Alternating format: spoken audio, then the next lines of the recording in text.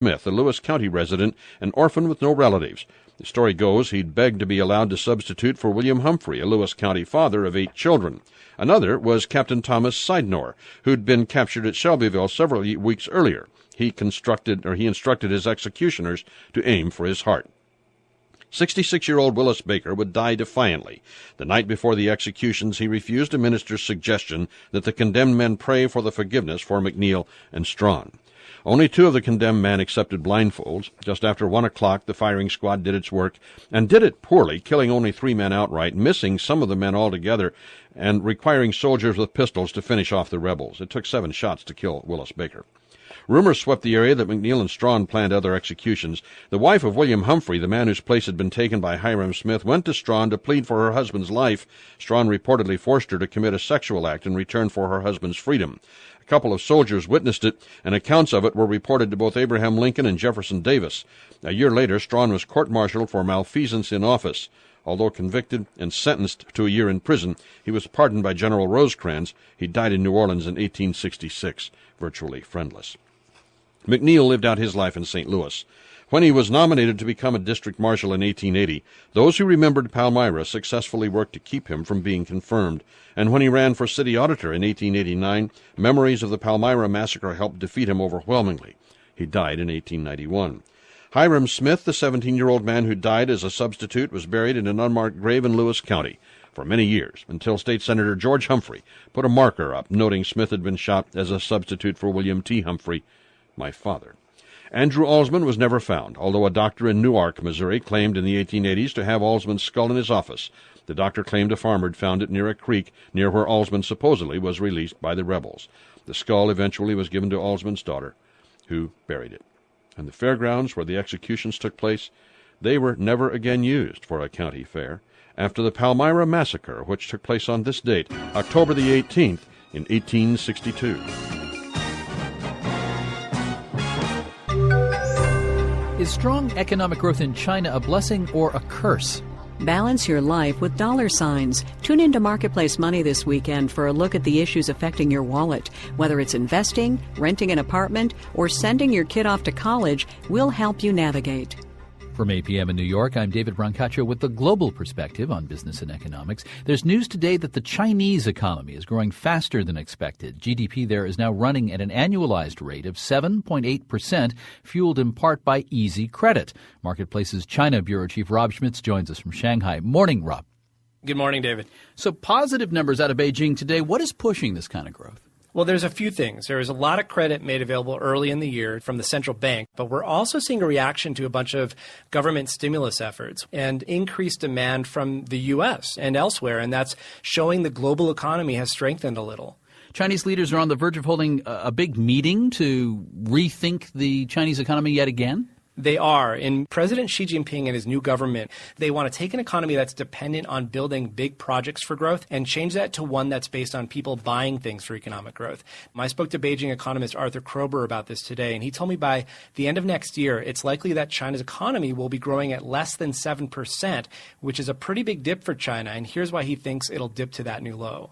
Because if you want to do these structural reforms, you will need to have credit growth slow much more. Because, if there's easy money around and anyone can get a loan to do anything they want, then there's no pressure in the system for structural reform. So, Rob, how will we know if Chinese authorities are serious about the big reforms then? I asked Krober about this, and he told me that we'll know if reform is not happening if at this time next year China's economy is still chugging along at 7 or 8%, because that'll be a sign that the government's continuing to prop up GDP growth with a lot of wasteful investment, which has been the biggest problem with China's economy in the first place.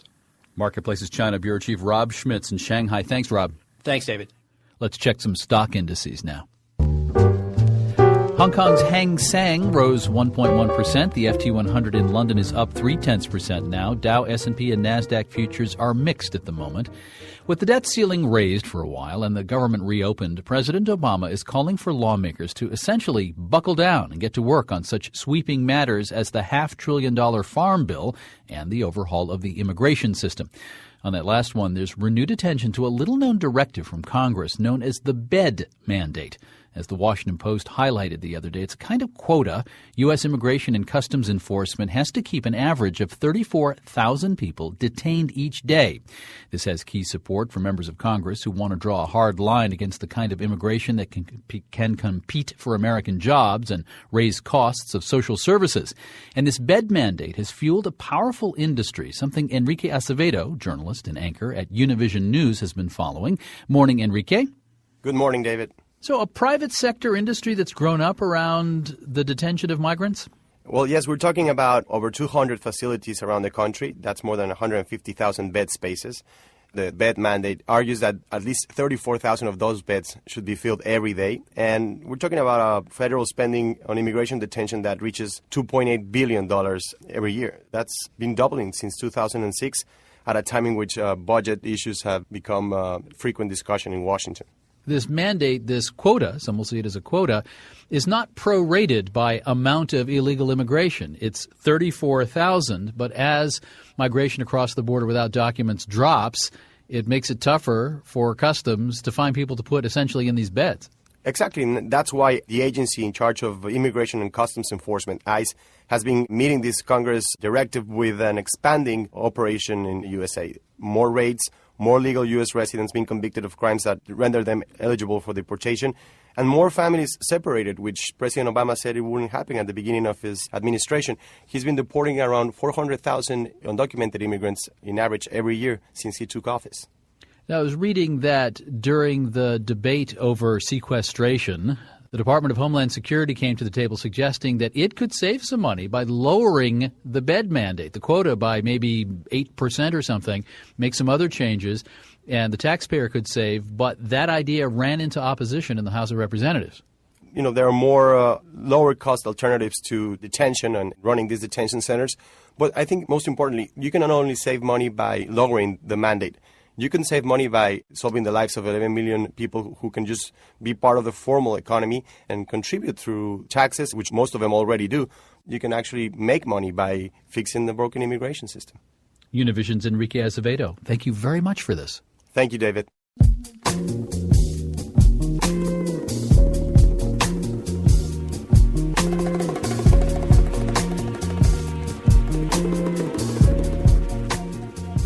And wait for this number. The musical The Lion King will break a Broadway record this week. It'll be the first show to gross more than $1 billion. Marketplace's Queena Kim tells us what's behind that show's success. The Lion King opened on Broadway 16 years ago, but it's not crossing the $1 billion threshold because it's been around for so long. There are 4 other musicals that have run longer. David Rooney is a theater critic for The Hollywood Reporter, and I asked him, so how did The Lion King do it? The how is simple. It's a good show. Rooney says unlike previous Disney efforts, the entertainment company didn't just recreate the movie on the stage. Instead, they hired avant-garde director Julie Taymor, who used puppetry and other stage devices to capture the magic of theater. And he says Disney's kept the marketing dollars flowing. A lot of shows that are doing that kind of business would think, well, we don't need to spend major marketing money. Blake Ross is the editor-in-chief of Playbill. She says the musical also has a built-in audience. When friends with children come into the city, Lion King is a pretty great universal show for kids to go to. And she says, like a lot of recent animated movies by Disney, adults enjoy the musical too. In San Francisco, I'm Queena Kim for Marketplace. And we have just sentenced you to hearing Hakuna Matata in your head for the rest of the day. Sorry. In New York, I'm David Brancaccio with the Marketplace Morning Report.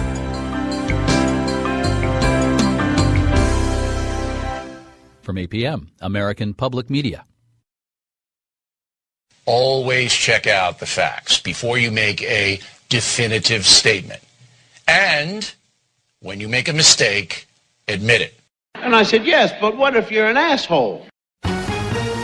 San Francisco transit strike. That's too bad, though. A lot of people are going to be stranded. Bogus documents free 2 Florida killers. It doesn't take a Rhodes Scholar to realize that they had some outside help. New look at early evolution. Almost perfectly complete skull. It has a lot of interesting information. Good morning. I'm Steve Kathan with the CBS World News Roundup. For the second time in 4 months, commuter trains have screeched to a halt in the San Francisco Bay Area. 2 unions representing workers are again on strike. BART is the country's 5th largest commuter rail system. Some 400,000 people use it every weekday. I was really shocked about it. I hope they settle it quick. This is ridiculous. I don't see why they should strike to get any more than they already get. One union official involved in the long labor battle says they were close on pay and health care, but far apart on work rules. KCBS Radio's Chris Filippi. The Bay Area is already very well known for its traffic backups, and when you add more cars to it, it's just going to get worse. You're talking about 400,000 passenger rides a day. That's a lot of people clogging the roadway. Expanded carpools have been set up in San Francisco. A Florida manhunt's underway for 2 men, convicted killers who had been serving life terms in prison. Both were freed within the last month with paperwork that had the forged signature of Judge Belvin Perry. If you have some fundamental knowledge, not a great deal of knowledge, but some fundamental knowledge concerning a computer system, it is easy to go on and lift that signature and affix it on something else. CBS News senior correspondent John Miller. The only way that authorities discovered the wrongful release of these 2 murders was following those very procedures.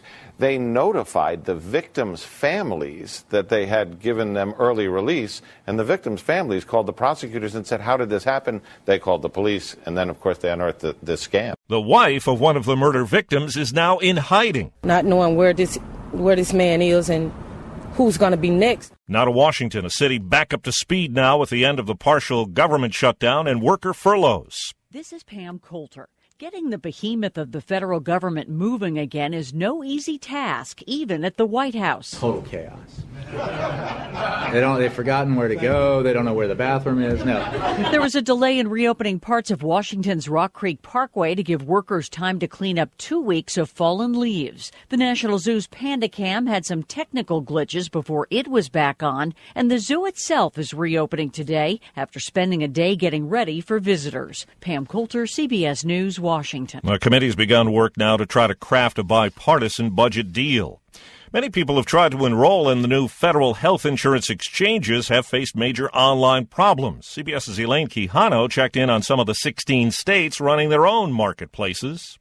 You qualify for. New York State is hoping to enroll 1.1 million people in its healthcare exchange over the next 3 years. Lisa Sprana is with the Department of Health. Are you on pace to meet that goal? I think we might be exceeding it. So we have about 115,000 people so far who have already come through the marketplace system and have been found eligible for coverage.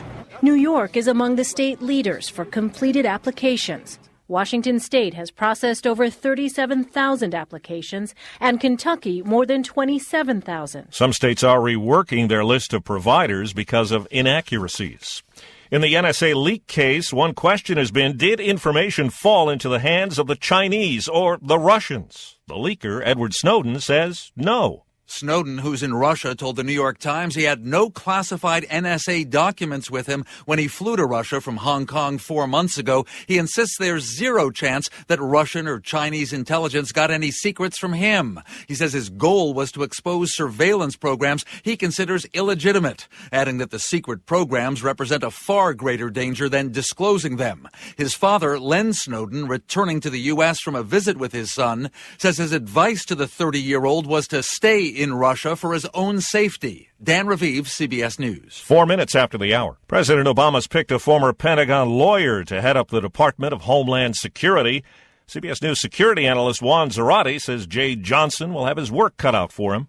Johnson's going to have to deal with just about everything under the sun in terms of homeland security, from border security to cybersecurity. And this is a challenging job, and no doubt he's got to prove that he's up for it, and I'm sure he'll be ready. The investigators have made an important find weeks after the deadly mall attack in Kenya. CBS's Larry Miller's at the foreign desk in London. Two badly burned bodies discovered yesterday under rubble at Nairobi's Westgate Mall were most likely terrorists, say Kenyan officials. Next to them was an AK-47. The body of a soldier was also found. 4 terrorists were filmed on security cameras carrying out the attack. One of those has now been identified as a 23-year-old Norwegian. Hassan Abdi Duhalo was born in Somalia but fled with his family to Norway before returning to join al-Shabaab. The Justice Department's brought new charges against 4 former Blackwater security contractors. They were accused of killing 16 Iraqi civilians in 2007. The case was dismissed a year later.